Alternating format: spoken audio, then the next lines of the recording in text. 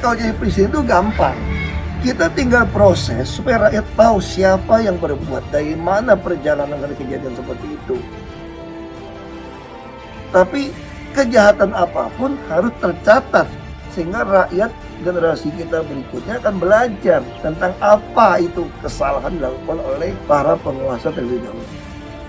Percuma KTP Islam, kelakuan komunis, makan duit. Jadi nggak usah suruh saya menunjukkan iman saya akan tunjukkan melalui perbuatan saya. Anda akan tahu iman saya seperti apa.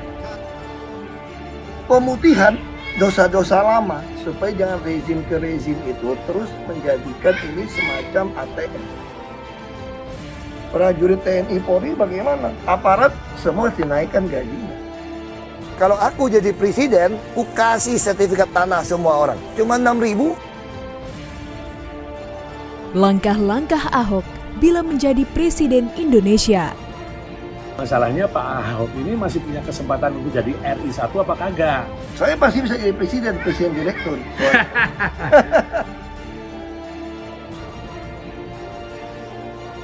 Komisaris Utama PT Pertamina Persero Basuki Cahayapurnama alias Ahok secara blak-blakan membeberkan visi misinya bila mana dirinya dapat menempati posisi Presiden Indonesia.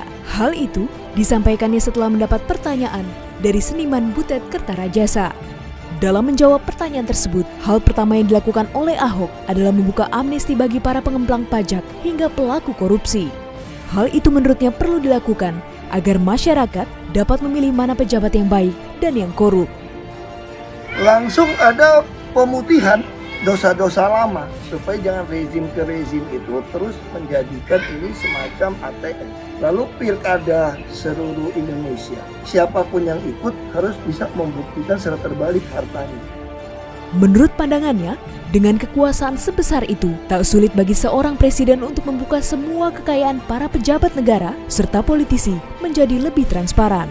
Bongkar asal-usul harta kekayaan, serta proses pengampunan setelahnya juga dimaksudkan agar ke depan perilaku serupa tak lagi diulang.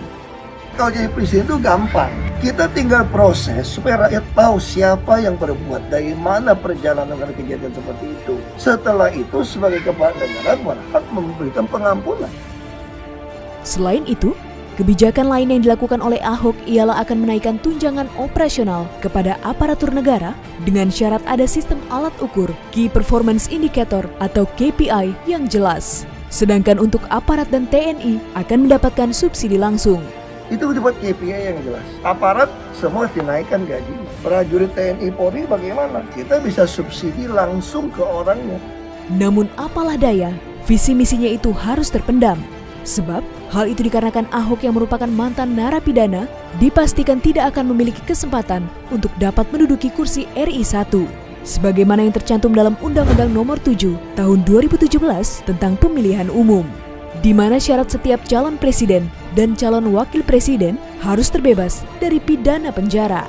Terlepas dari itu semua, berdasarkan dari pengalaman yang pernah ditempanya, Ahok merasa ada narasi yang hilang di dalam bangsa Indonesia. Hal itu dikarenakan ada sesuatu yang seolah-olah menganggap dirinya bukanlah orang Indonesia asli. Ada narasi yang hilang di dalam bangsa ini tentang siapa orang Indonesia. Tiba-tiba seolah-olah saya bukan Indonesia asli. Padahal, seperti diketahui, Ahok yang memiliki darah keturunan Tiongkok ini lahir di Manggar, Belitung Timur, Indonesia. Meski memiliki darah keturunan Tiongkok, namun Ahok tetap orang Indonesia asli, seperti yang tercantum dalam Pasal 2 Undang-Undang Nomor 12 Tahun 2006 tentang Kewarganegaraan Republik Indonesia. Terkait hal ini, Ahok pun meyakini jika seseorang itu dilihat bukan dari golongan mana manusia itu berasal, tetapi hal apa yang bisa kamu tawarkan agar bisa menjadi manusia yang lebih berguna bagi orang lain. Bahwa kita ini adalah manusia yang lebih berguna untuk orang lain, ya saya mau lihat dari perbuatan kamu. Perbuatan kamu menunjukkan iman kamu enggak?